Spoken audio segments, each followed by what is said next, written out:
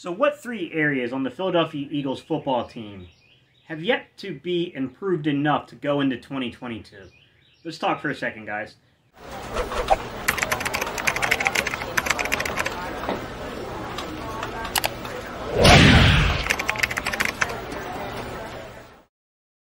What's up, Eagles Nation? What's going on, NFL world? How you doing, division rivals? This is Steven Hyder with KCD Sports Channel. The Sports Channel where the cerebral NFL fan comes for about 10 minutes of daily content.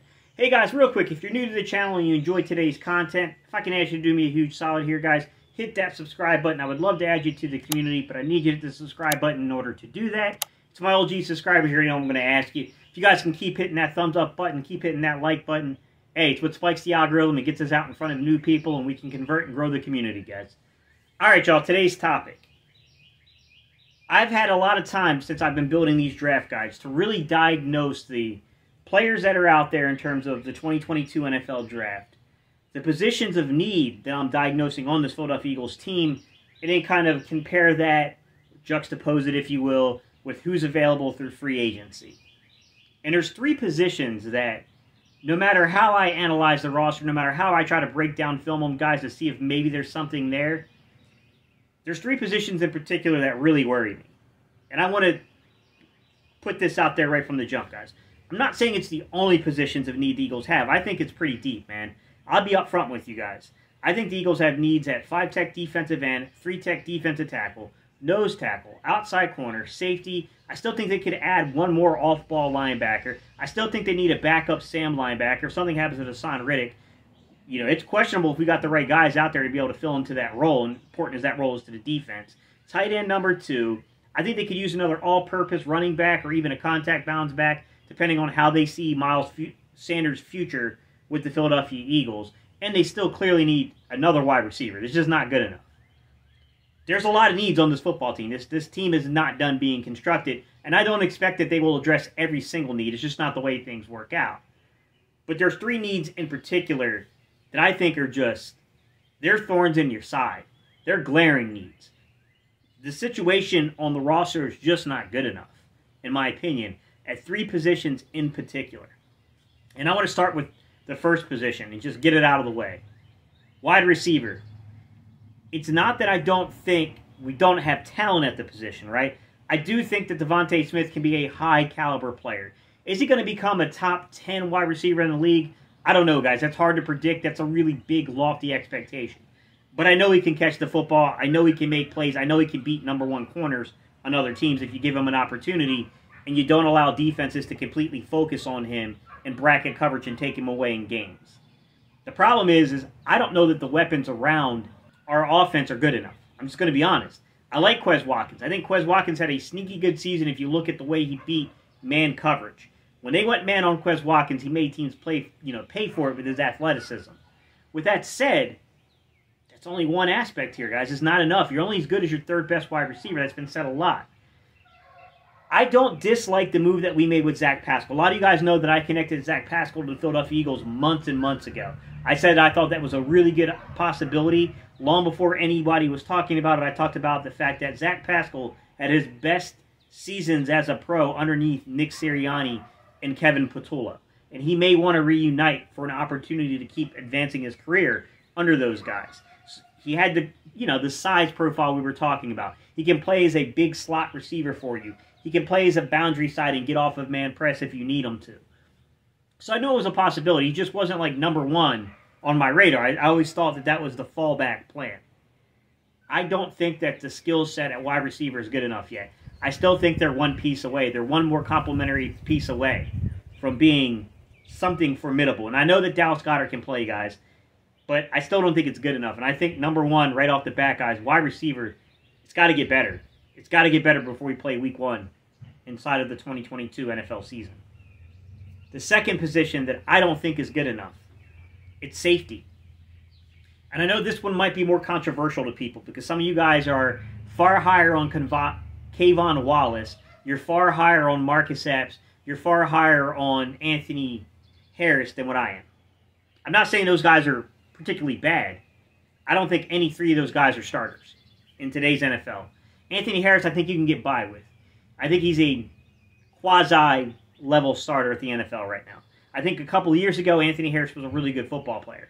Not so much right now, guys. I think he's on the wrong side. He's pushing the wrong side of 30 at least. He's like right there on that threshold. And I don't think the requisite athleticism is there. I think there's some pretty big limitations to his game, although I think he plays pretty well around the line of scrimmage. I think he gives you that physicality. I think that he would be a great third safety kind of role player there.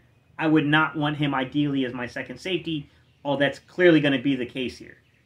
Marcus Epps. Love Marcus Epps as your third safety. As your third safety, there's a lot of upside to Marcus Epps. He has really grown as a player. And there could be the unknown, untapped potential that he could turn into something bigger than what I'm projecting.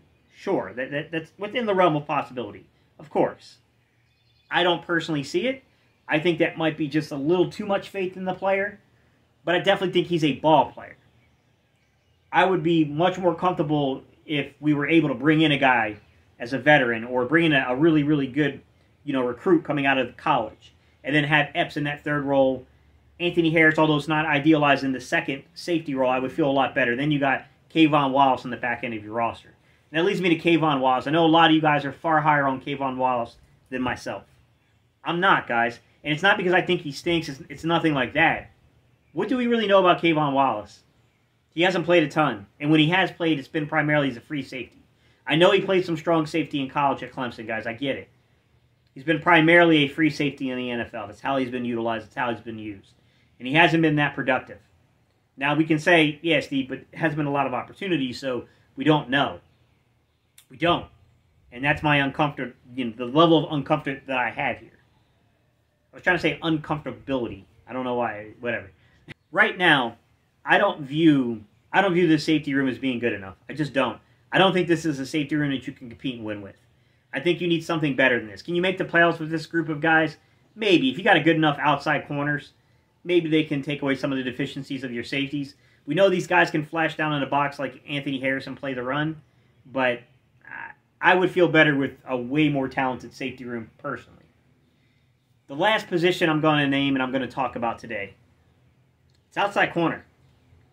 Perhaps the Philadelphia Eagles are far higher on Tay Gowan than I am. Perhaps they're far higher on Zach McPherson than I am. It's possible, guys. I don't know how they feel about these guys.